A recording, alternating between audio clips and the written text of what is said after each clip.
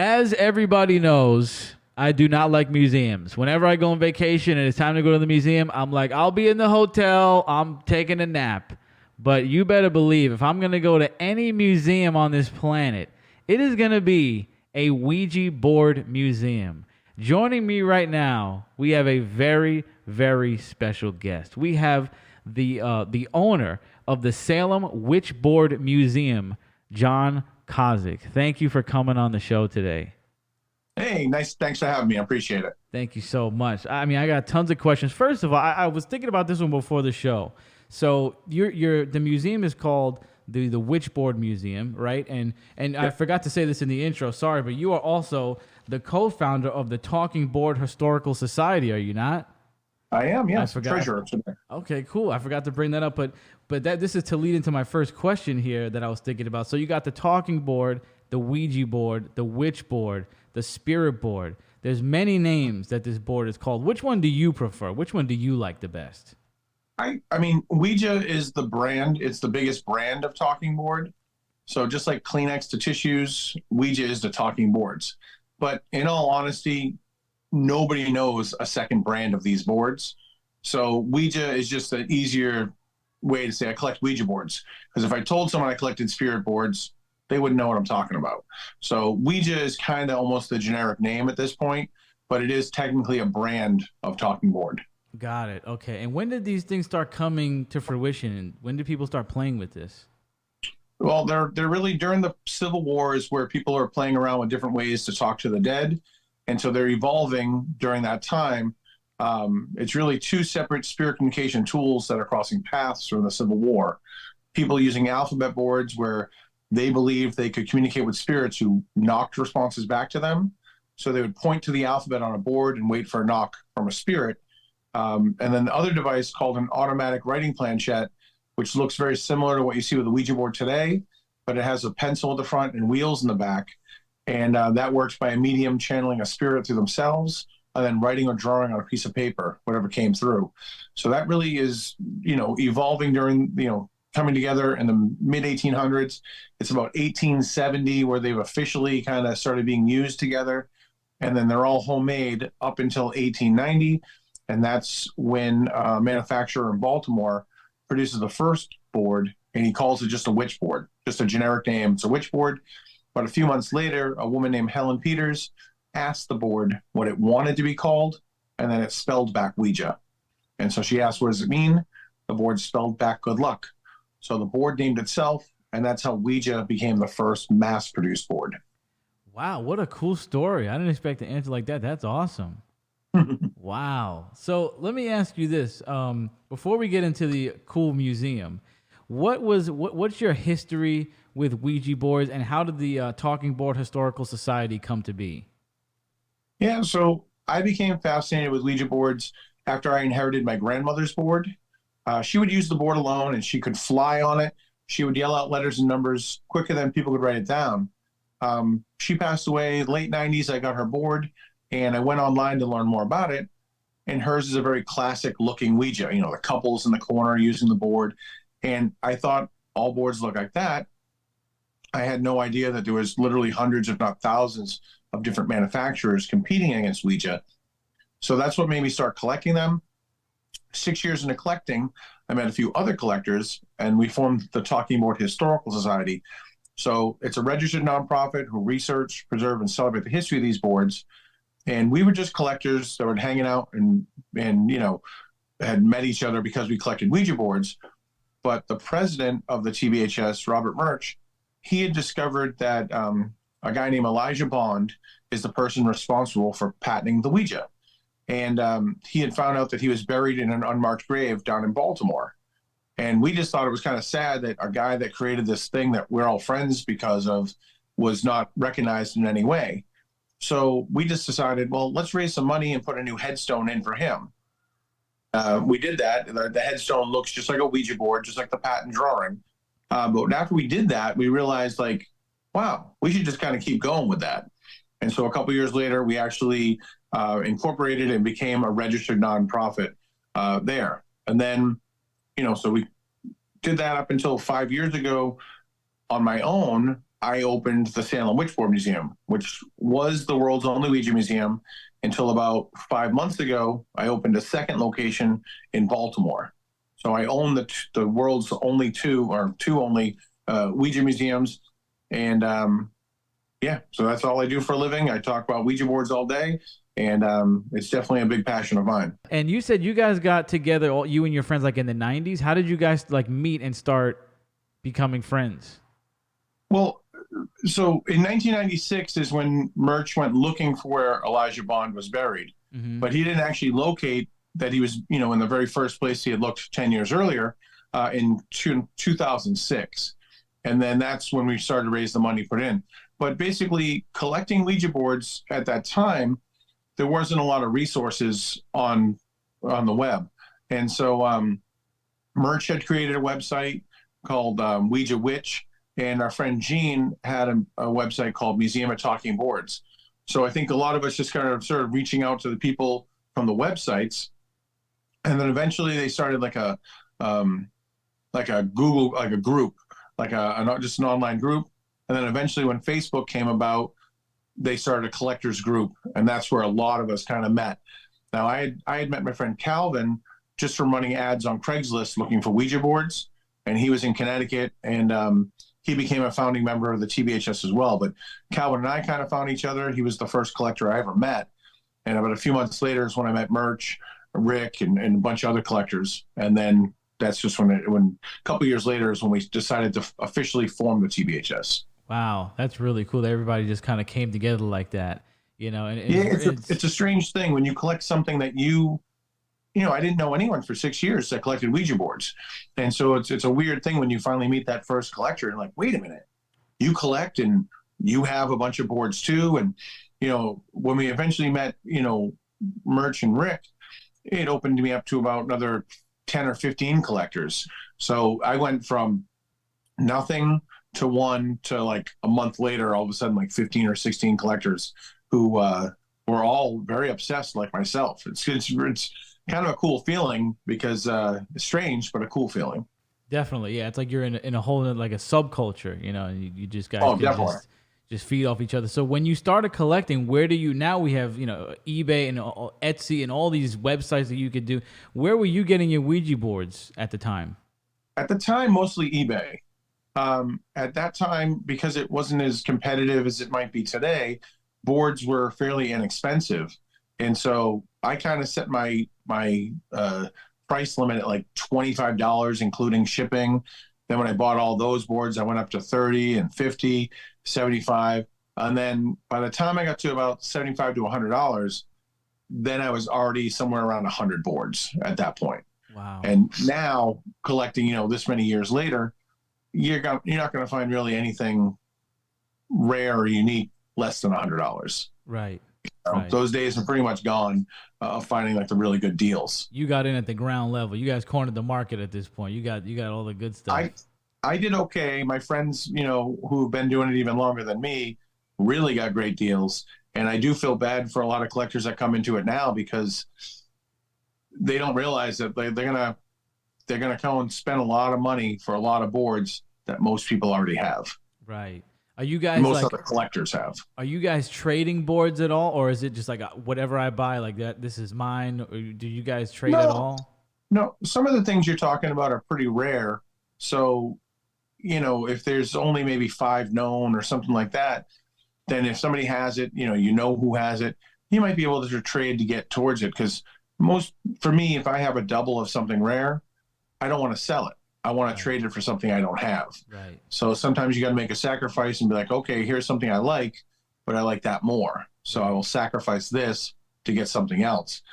So we do trade, but a lot of us are pretty like the core group of collectors that we kind of look out for each other. So if one of us doesn't have it, we kind of help to get them a board, whether it's not bidding on the auction so that, we don't drive the price up, or if we find it and we know if it's out in the wild, like a flea market or something, they'll be like, oh, Calvin doesn't have this. I'll grab it. And if he's interested, he can just give me the money I paid for it. Nice. So all these years later, are you still finding stuff that you want to buy? For me personally, it's kind of difficult. I only add, I kind of view my collection as two separate collections. I have what I'm most interested in, what I hunt down, what I'm really obsessed to find, and then I have what I think is going to be interesting in the museum to talk about. So for me personally, I only add maybe two boards a year to my collection at this point. Um, but for the museum, I'm constantly buying things, different magazines that have articles about it or covers, the ephemera. Like you have the Ozzy Osbourne tapestry behind you, and I would probably grab an Ozzy Osbourne board just so I can talk about, its influence in pop culture by having it. It Hmm. wouldn't be something that I want to collect on my own because it's not super old or rare. But in the museum setting and talking about it there, it's important. So that's kind of how I look at my two separate collections. Cool.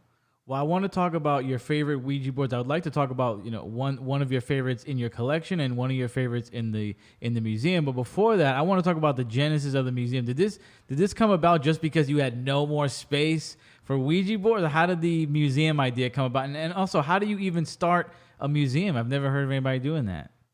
Yeah, I mean, so the collection got pretty large, and I think it's every collector's dream to be able to put their stuff out on display for people to pay money and look at, you know? And I got to a point where we found out about that woman, Helen Peters, who had named the board, that she also was buried in an unmarked grave. Well, we knew where she was buried, but her name wasn't added to the headstone.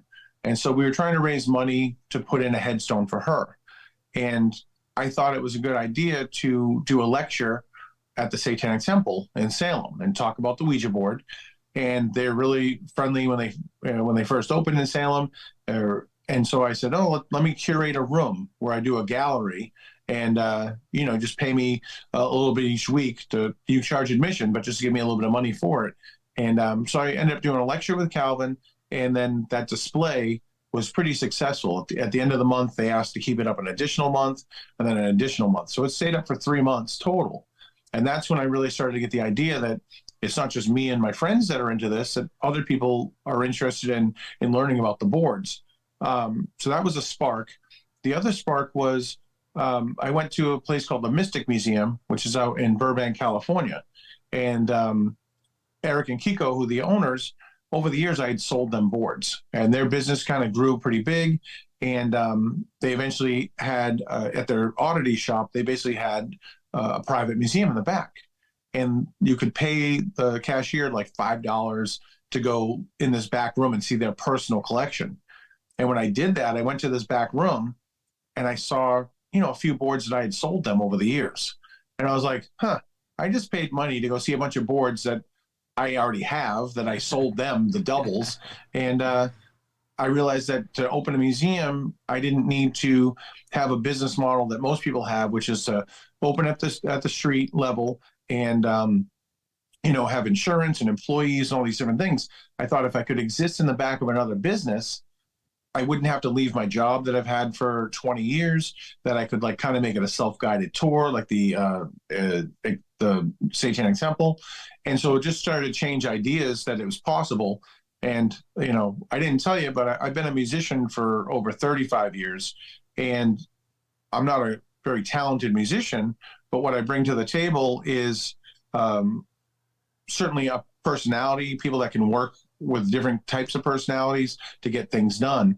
And if you tell me that, the end goal is to book a tour, put out a record, whatever that is, the logistics of that are not a problem for me. I can do every part of recording to manufacturing to you name it, booking a tour, logistics of everything that happens. And so opening a museum is very similar to that. It's like, okay, I want to have a museum, get the space, curate it, make the signage, promote it, just like you would hustle for a band. And so that's kind of how I approached it, was a very DIY thing. And what I've modeled the museum after is when I travel, some of the best places I've ever gone to have been museums where you get to meet the curator, the owners, and not only do you get to see amazing collection, but you get to hear the stories of how these things were acquired. And so in Salem, where I'm at, the museum is not just come in and look at stuff. It's very much meant to ask questions, hear stories, and get like more of a, most museums would kind of like rush you in, rush you out, get to the next person. And what I'm doing in Salem is not quite like that. It's very much a very personal, it's a small museum. We kind of get to know each other a little bit. And, I kind of lead the tour based on what I think you're interested in hearing.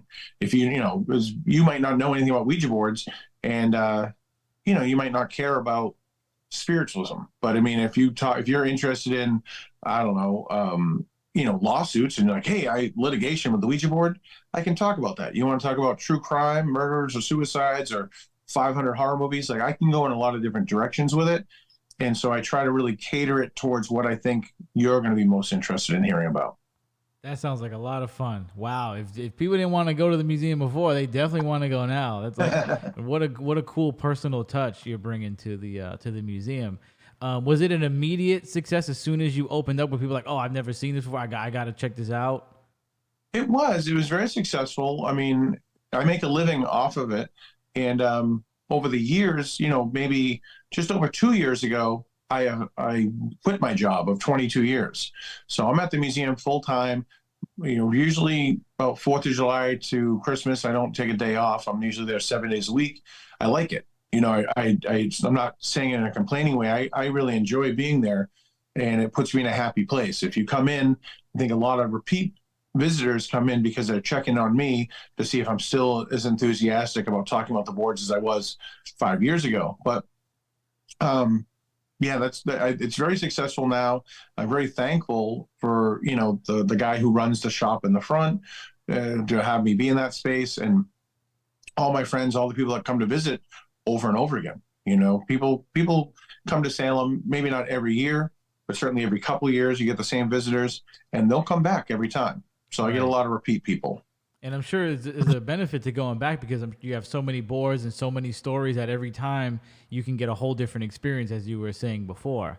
100%. I think some people, they come back to check on me, see if I'm as enthusiastic, but then also, yeah, what didn't I hear? I spent, a half hour here last time hearing all these crazy stories. What does he have now? And I do. I try to learn different things constantly. I update stuff so that, if you do come back in a year, you're going to hear some of the key history, which I have to repeat. That's the history. But when it goes to these other side stories, movies or true crime and things like that, I try to relearn new stories so that I can tell you something different each time. Wow, that's beautiful to hear that you're making money and living off your passion. That's great. It's pretty amazing. I'm very fortunate. Like I said, a lot of collectors would love to be able to open a museum, and for me, it worked out very well. I have a lot of support from people. Besides giving the tours, what is the day-to-day operations like at the Witchboard Museum? I go in every single day, and I have to restock things like that, and then it's just basically meeting people, and if just constantly guiding people through. So I usually start off and introduce the room and how this all starts, and then we kind of go around the room together. And then if more people come in while I'm in a certain spot, I kind of learn how to bounce around and eventually get people to a point where I can gather them together and then kind of tell a story to the room. Awesome. But I kind of constantly keep track of all the different groups and what stories I've told them, so that I don't repeat myself when they're there, but then also that I try to invite new people who just entered to kind of come and hear a story and skip certain things, and I'll take them back to that thing we might have skipped. But I kind of keep track of all of that going on, which is pretty difficult. But I'm able to do it so that I don't waste my effort telling the same story 100 times in the museum. I try to tell it to as many people as I can. When the room thins out and there's still people there, and I remembered, I didn't tell them that story, then we can go back to a different story and hear it, so that the first people didn't hear it a second time, and that everyone gets to hear everything. Right. So you're on your toes all the time. You're not asleep at the wheel. Just say, okay, we're going to look at this one again, and we're going to look at that one. It's not. It's a lot of like keeping track of people and where they're at, what they're interested in, telling stories, because, wherever you visit from, I want to try to tell you a little bit of Ouija history to where you're from, as close as I can.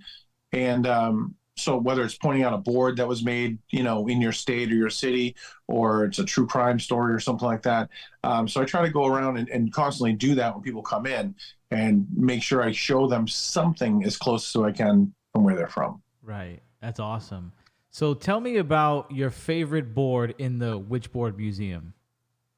Yeah, my favorite board, the one I was most obsessed to collect for myself, something I searched for many, many years. It's called the Electric Mystifying Oracle, and it's a metal board. The planchette that came with it was metal. It had ball bearing casters and had a battery and light bulb inside of it. So when it passed over, there's like these little bumps in the board. And when the planchette passed over them, it would spark, it would light up. And it's a rare board. It was made in 1933 during the Great Depression, and they wanted to charge $5 for it, which the average Ouija board was about $1.50 at that time. So it was not successful. They put all their capital into producing it. It flopped. So a couple of years later, when World War II came, they actually scrapped all of the boards for the war effort. So today we know of 9 boards and 5 planchettes that still exist. So when that came up for sale, it was part of a giant collection. An old school collector was having health issues, and he would not sell one item. You had to buy his entire collection. Well, within a couple hours, I secured the funding. I rented a car, I picked up merch in downtown Boston at 5 o'clock on a Friday after we worked, and we drove 21 hours straight down to Florida to actually buy the collection. As we were driving there, other collectors were trying to make their own deal, kind of screw me out of the deal. And I didn't know until we showed up down there if the guy would actually still sell it to me or not. Wow. But we ended up we got them, and we were giddy. Merch and I got to see things that we never knew existed. The one and only thing, ephemera, boxes, things that we just never knew existed. But we couldn't get too excited in front of the guy because he might change his mind or up the price or something like that. So we quickly loaded up, we left. But again, we worked the day before, the full day, and then drove 21 hours. So we were pretty giddy and excited, but at the same time exhausted. And we just kept laughing that, if we get in an accident right now, there's going to be Ouija boards all across the highway, and it'll probably be the most paranormal investigated place in America. Oh, definitely. But that was my obsession to get that board. I figured it was my once in a lifetime opportunity to get it. And so that's the kind of obsessiveness I have for collecting these. Now, did you end up using that board ever?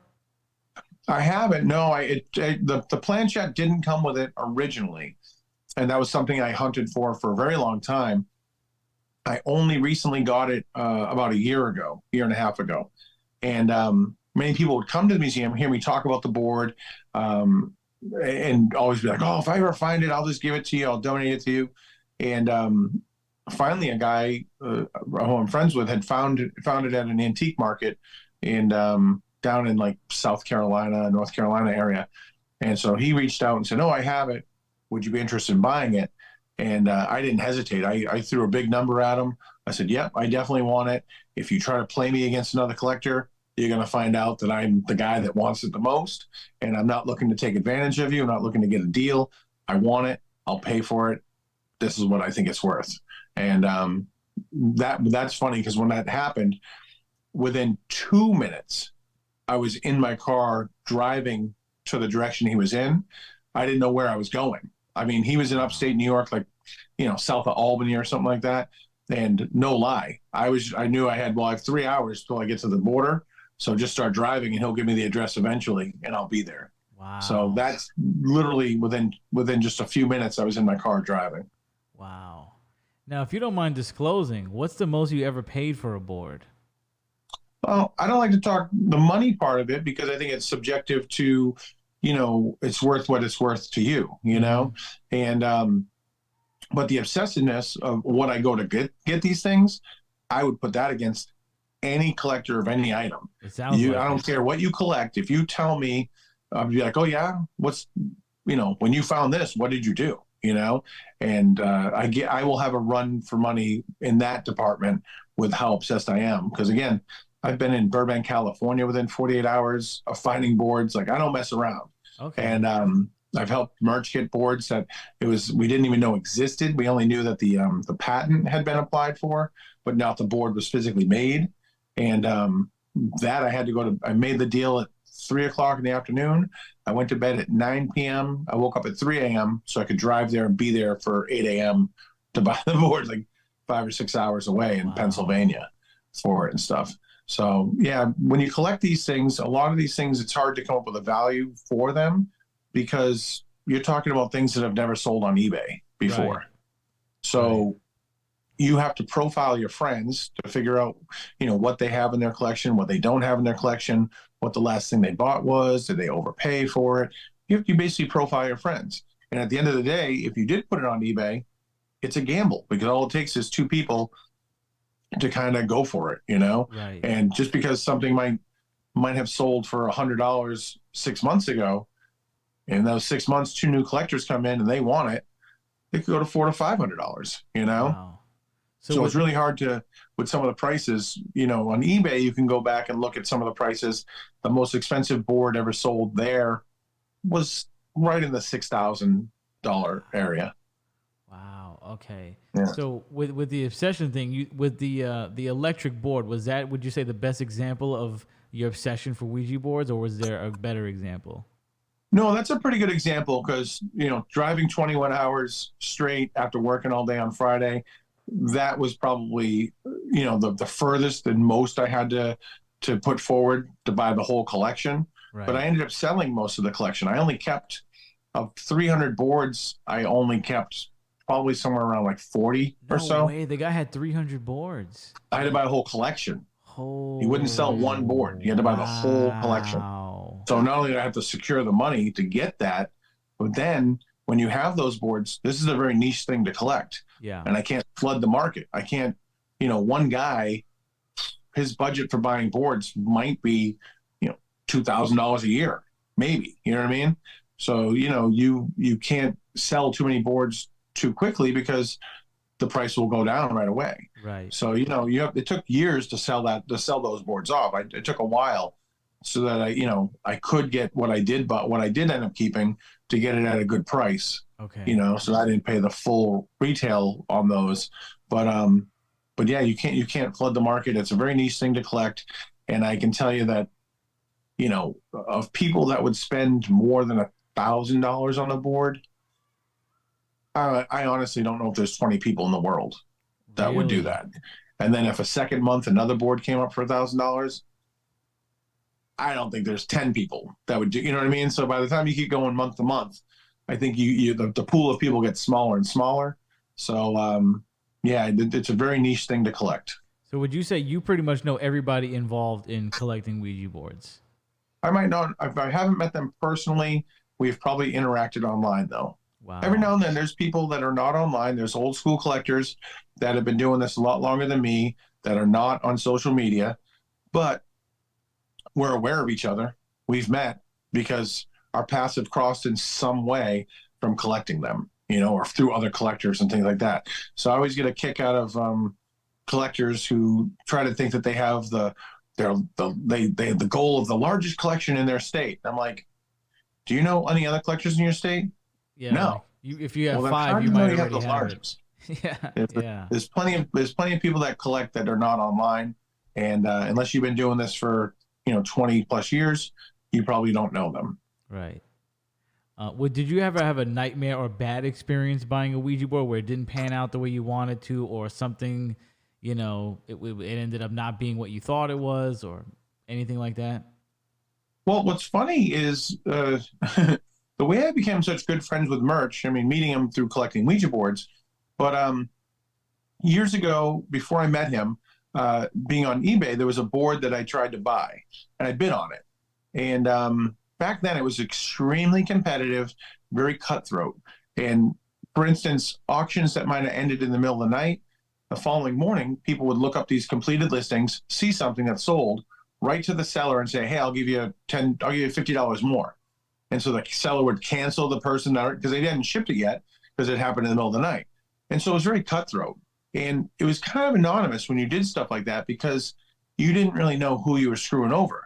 But as the collectors got into this group together, and then someone post, hey, I just got this. It became like, yeah, you got them to cancel that listing on me. I had bid on it. Oh, drama Things in like the that. Ouija So board it started groups. getting more of a face to it. So Wow. there was a board that I bid on, and my bid got canceled, and then they added a buy it now, and it sold. And years later, I met Merch, and I was talking about this one board. It's called the Universal Mind Contact. It's the only one that any of us have ever seen. And I said, man, I bid on that board, and they got my listing got, they canceled my bid. They took it, they sold it to someone else. And his face just turned white. He was like, that was me. I'm so sorry. Oh, your And, boy. that's how it was collecting back then. He didn't know he was doing it to me. Yeah. He was just doing it to get the item for himself. And then what's amazing is one of the first big exhibits for Ouija boards was maybe like 12 or 15 years ago down in Baltimore, the Baltimore Museum of Industry.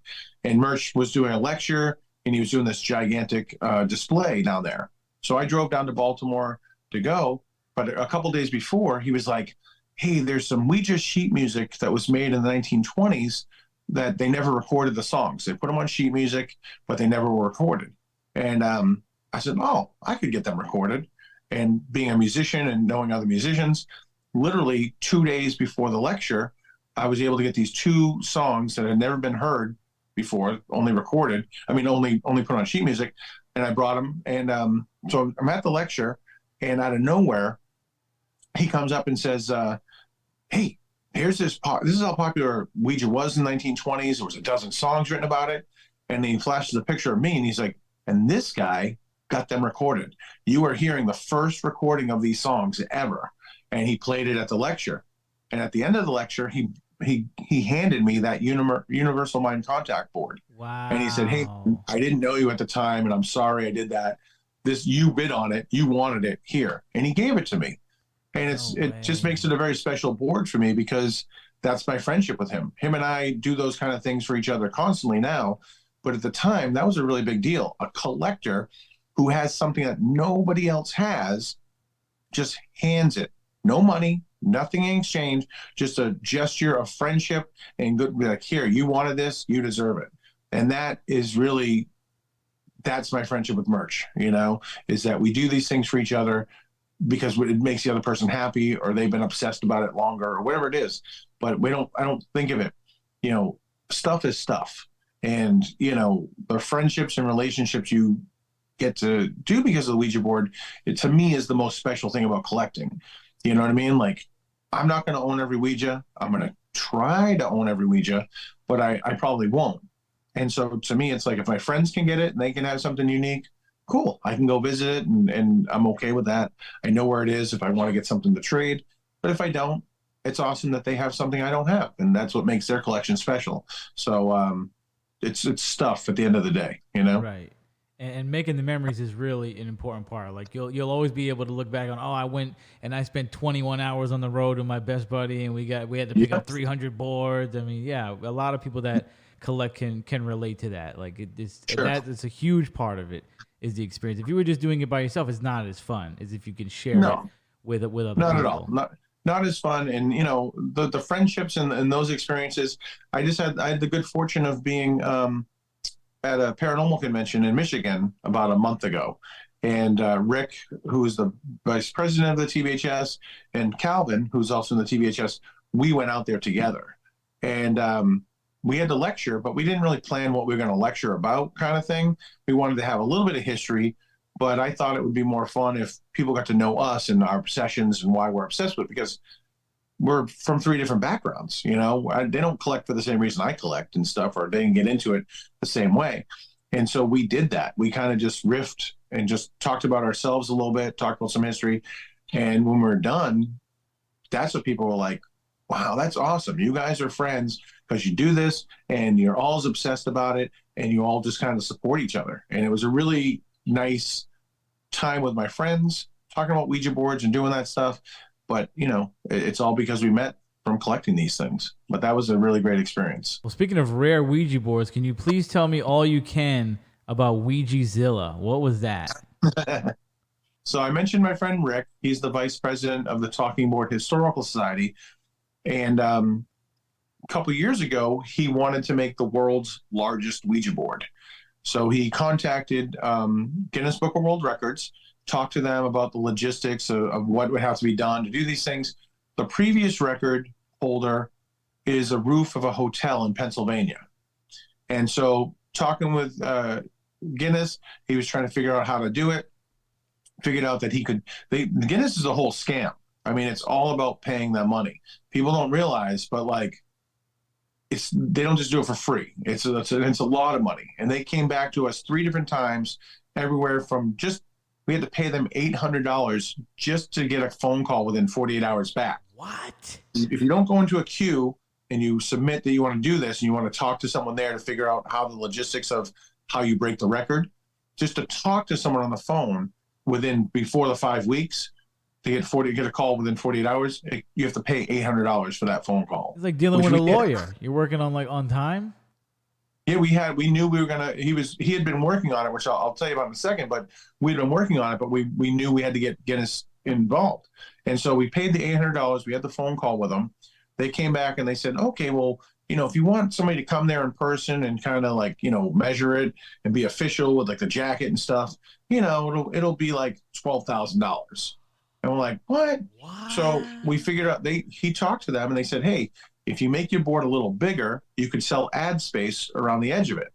And he's like, would that still count? Yeah, it'll still count. So according to their rules, if he had done this, so he did. Rick actually made the board, put these extra panels, and we found sponsors to sponsor the board. Then they came back and they were like, oh, no, that's where it starts. Your event would be around $16,000. And it just kept going up. And finally, Rick, we just like, we don't care. What do we care about if it's Guinness or not? If Rick always says, if my wife had the biggest baby in the world, the heaviest baby, it's still the heaviest baby. It doesn't matter if it's Guinness World Record heaviest baby or it's the world record. It's the world record. Doesn't matter. And so Rick had created this board, and funny enough, Ripley's, believe it or not, reached out to him. Hey, we got wind that you're going to do the world's largest Ouija board. We'd like to cover it. What's even funnier is Ripley's owns Guinness. No way. They didn't want any money. They said, no, we just want to cover it. So they flew up from Florida. They met Rick in New Jersey, and then they trucked it up to Salem, Mass. Now, Rick's board, he worked on that thing for a year and a half in a garage with no heat, no air conditioning. And he would send us videos of, you could see his breath in the winter. He would take a hairdryer to dry the paint. What he would do is he would take a panel of wood and he would mount it on the wall and he would put a projection on it and he would paint the projection on there. So Rick's board ended up being 99 sheets of plywood. Each sheet was 4 feet by 8 feet and weighed 70 pounds. The planchette was 15 feet across, 500 pounds. So when all said and done, Rick's board was 2.5 times larger than the roof that had the previous previous record. Nice.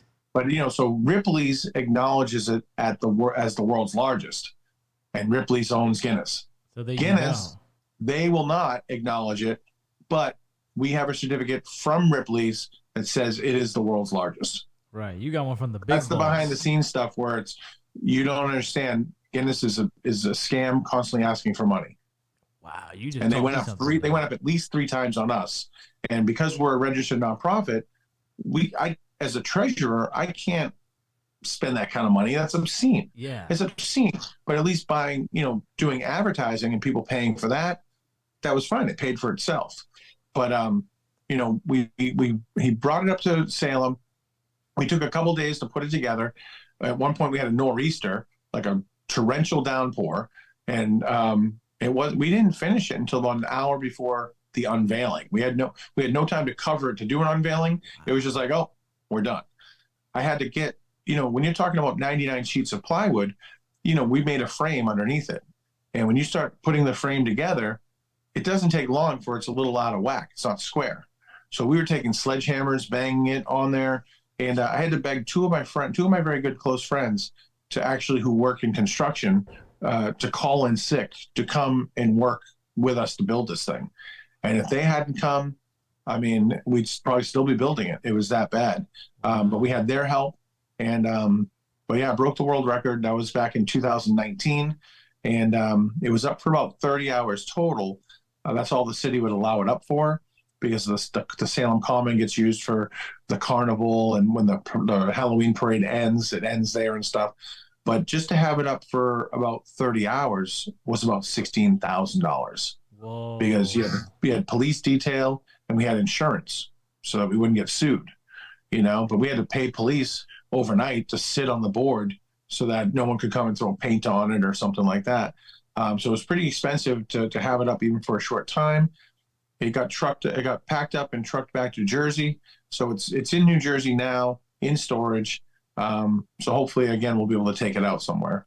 Yeah, that would be great. Well, that 16 grand sounds a lot more like it would put to better use than having a guy come out with a jacket and a ruler and So get the stupid. hell out of Yeah. here, bro. That's Yeah. wild, man. So you guys don't have any plans as of right now when you might bring it out, but you would like to. Would like to. I mean, that was October of 2019.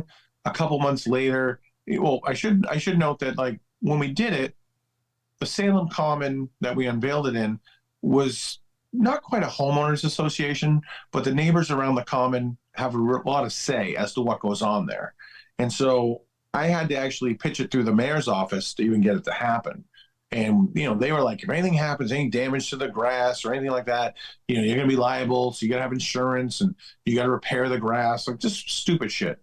But all the neighbors, when they saw it being unveiled, they loved it. Not one negative thing at all. It was really awesome. But as soon as it went on online, then of course a couple months later, oh, Ouijazilla is what caused COVID, and you start seeing white people building stupid shit, things like that, like the memes that came up. But in person, there was no negative things. Only once it went online. But COVID really fucked up where we were going to go with it because the next people that were interested in having it was the Denver International Airport. Ooh. And if you know anything about the Denver airport, a lot of the conspiracy theories with the Yeah. Illuminati or, military bases underneath and all that stuff. But they wanted to put it when you drive to the airport, you're greeted by what they call as Blucifer, which is the giant sculpture of a bucking bronco. The sculpture killed the sculptor. It fell on him and crushed him to death.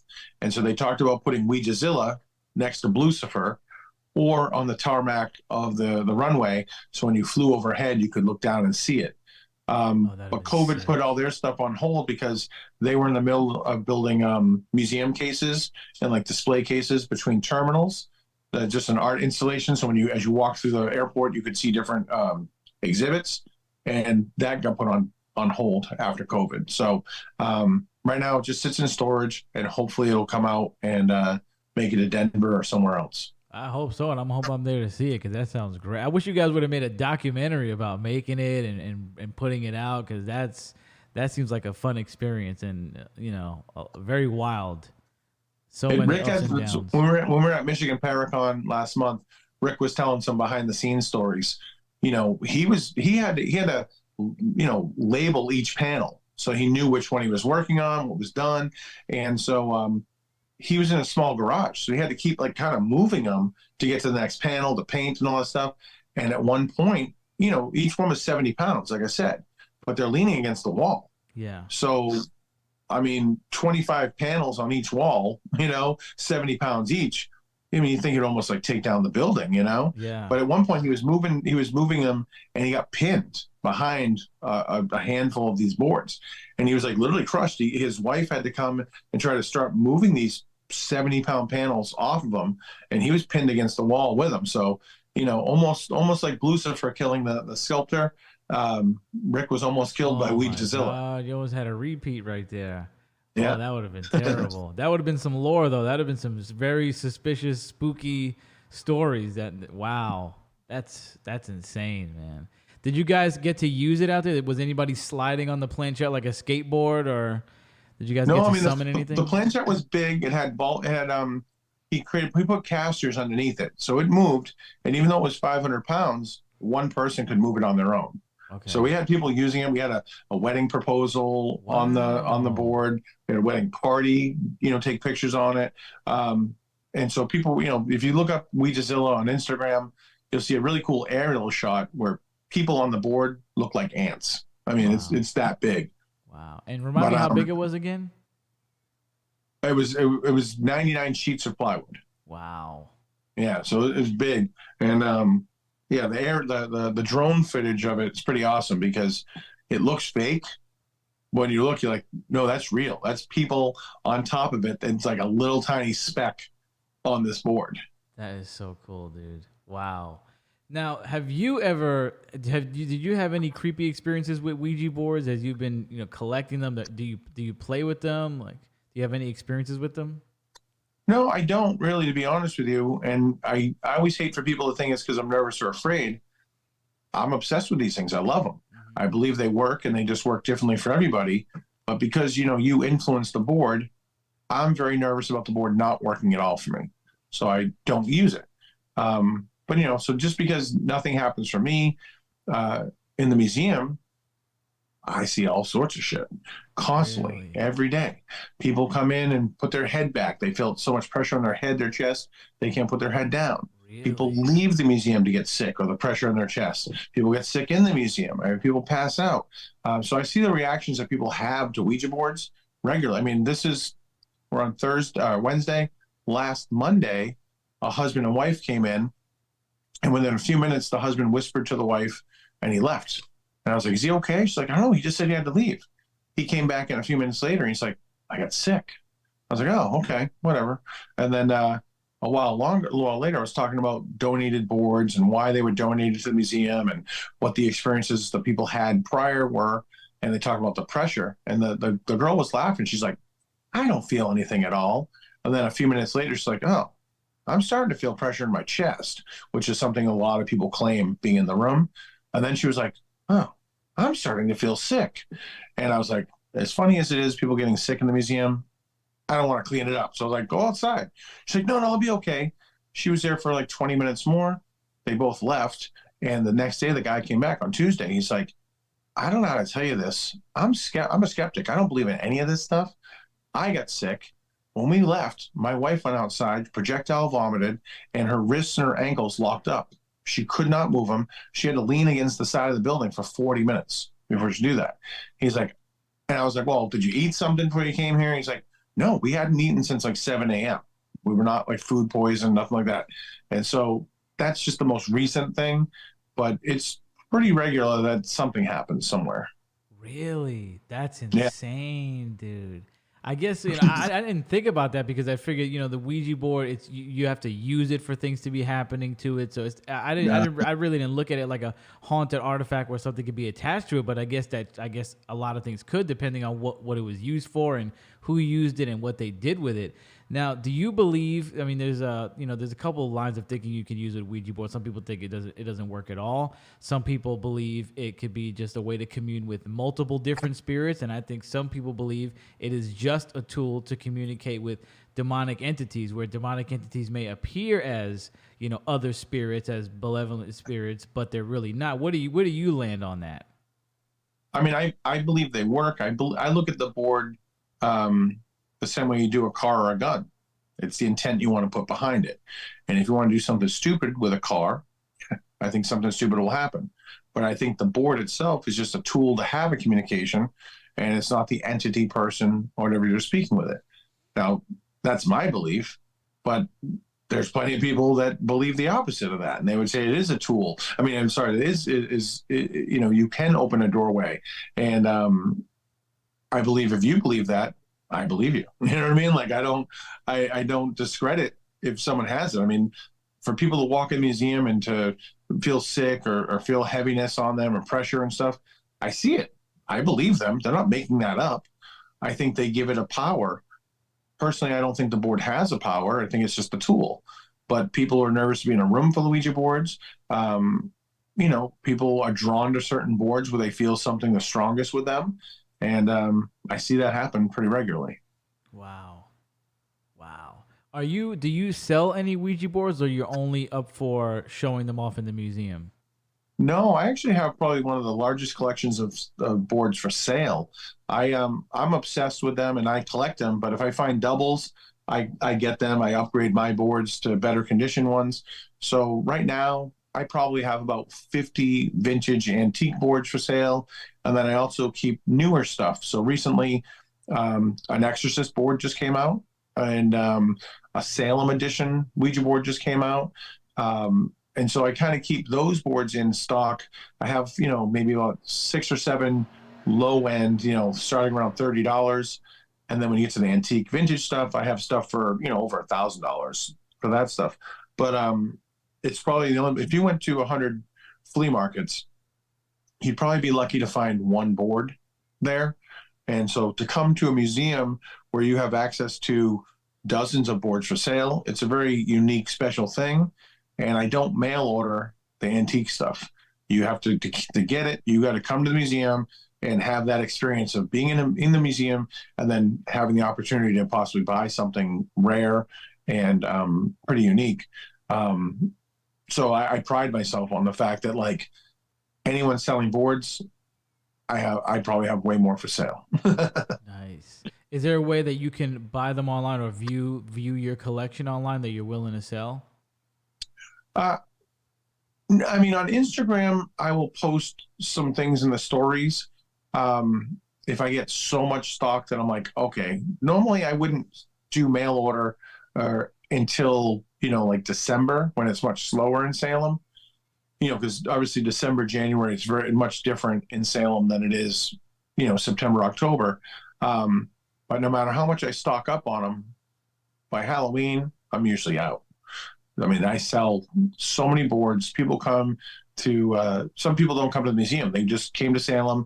They're here. They want to go sneak into the Howard Street Cemetery and use a Ouija board. So they'll just stop in to buy a Ouija. So that's why I try to keep stuff that's inexpensive, like new stuff as well, because people are really coming to the museum to use it. They only deal with a few collectors. Most of the people really want the experience of using a board.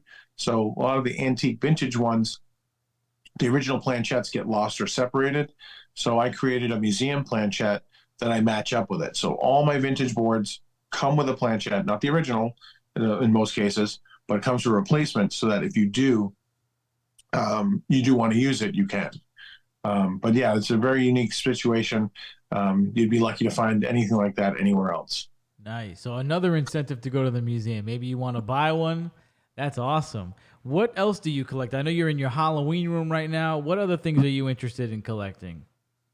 Oh, that I still actively, I mean, Halloween is a big thing that I actively collect. I'm very specific on what I collect for Halloween. Like, for the most part, 1970s and earlier, mostly 50s and 60s stuff. Blow molds for Halloween is a big thing. So I have a whole garage full of them. Ben Cooper, Collegeville, like Halco masks with the rubber bands around the back of them. I have a whole wall of that stuff. In my bathroom is Halloween bags, like little candy bags they would do. So Halloween in different forms, not just one type of Halloween thing. Then the monster toys behind me. I also collect Kentucky Fried Chicken stuff. Wow. So in my dining room is a life-size Colonel statue. I have original lampshades from the 50s, original menus before they had a restaurant, when they would just license the recipe to restaurants to make it. They would get a royalty for it. Original photographs of the Colonel from photo albums, meeting the original photographer and buying his photo album of the Colonel. He would tour with the Colonel and open up restaurants and take pictures with him. So I have original photographs of the Colonel. That I don't collect as much. It has to be something really special, because I collected it for so long and I owned so much that over time I dwindled it down to really my favorite pieces. Because at one point it was probably, a couple rooms worth of stuff, and I just didn't want multiple rooms of KFC stuff. So Right. it's one main room. My girlfriend's also a collector, so we have a lot of like Hollywood Regency lamps and furniture, that kind of stuff. We both collected the tiki stuff, so we have a Whitco bar and lots of tiki mugs and that kind of Polynesian stuff. And yeah, so every room is pretty much themed in the house. You didn't want to start a KFC museum too? You could have started right next door. You could have went. And There's a KFC museum technically in Corbin, Kentucky, at the very first KFC, right when he had Harlan's Cafe, when he would make his wife cook in the back. That is the old school kind of bed and breakfast, like the inn you would stay in, and then a lot of new KFC collectibles and stuff are there. The first time I went there, funny enough, sometime in the early 90s, and I drove there by myself, and I went to the gift shop and I was like, yeah, I'll have one of everything. And they laughed at me until they knew I was serious. I bought one of everything back then. Yeah, because they had vintage stuff that they had just never sold. They had bicentennial fans from 1980 or from 76, and original albums from the 60s, and him with the mandolin band on the cover and stuff. And so it was all kind of old stuff. I went and bought it all in the 90s. I was like, oh, one of everything. How much of your time is spent on like looking for stuff, buying stuff, collecting stuff? How much time is usually spent on your collections? Well, when I looked for that electric mystifying oracle planchette, I'm not joking. Just every single day of my life, every single day for well over 10 years, probably 3 hours a day on that item. Just scouring everywhere you can. Oh, you can't even imagine. You can't imagine what I've done to find it. But what's funny is, when you hunt for something for so long, you put so many hours into looking for it, it's a very funny feeling the next day. Because you're like, well, what do I do now? My ritual's gone. I'm used to talking about and looking and searching and writing people about this one item for so long. I told the story to someone at the museum a while back, and they laughed. They said, astronauts deal with the same thing. NASA has to deal with astronauts who have trained for a year or whatever to go into space. They come back and they're like, what do I do now? Yeah. You have to talk them down to earth, so to speak. And they hire someone to kind of help work the astronauts back. I was like, I need that because I've obsessed about this thing for so long, and now I have it. And there are plenty of things that I want to collect, but nothing that had that same obsession that one piece had over me. Yeah. Wow. Yeah, I can relate. I get that a lot. We do a 6-hour show every year. It's like our main big show that we do.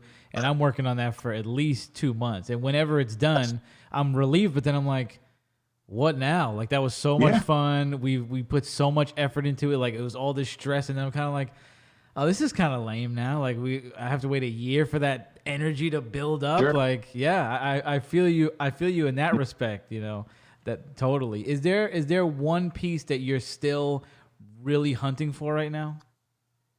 There is. I will leave it at my grandmother learned how to use the Ouija board from her grandmother.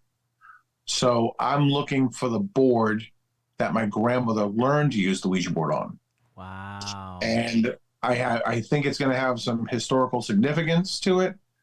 It would be hard to prove, but I think I know what I'm looking for. I just need to just start searching to see if it even exists. But that would be my new obsession. But that's going to take a little bit of research. It's not just going on eBay and looking up Ouija every day. Yeah. It's something that, I need to actually reach out to a bunch of different people and try tracking it down in a different way. So it's more the research behind it that needs to get done than the random dumb luck of finding it. So correct me if I'm wrong. A lot of this process you're talking about is even finding out what the board is. You're not even sure what it is yet, like the exact board.